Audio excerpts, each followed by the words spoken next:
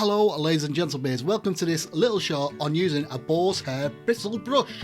Now, the reason I'm doing this is I've seen a few posts lately on TubeDU where people have been demonstrating how to use a boar's hair bristle brush, which is a lot to say, try and say that 10 times fast. And for me, well, let's not say they've been demonstrating it wrong. I prefer to say I've got a different way of doing it. Now what you may see them doing is they'll brush it down along the beard like so.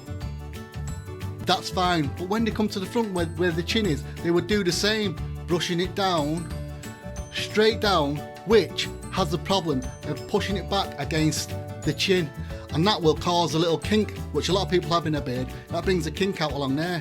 Now a way you can get out of that problem is by simply, when you come to the chin area, instead of brushing it straight down, pressing the hair back, just brush outwards at a slight angle.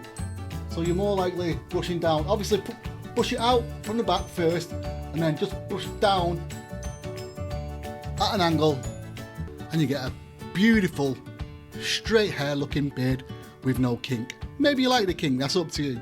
That's just my little way of doing it. Thanks for joining me. I'll see you all again soon. Toodles!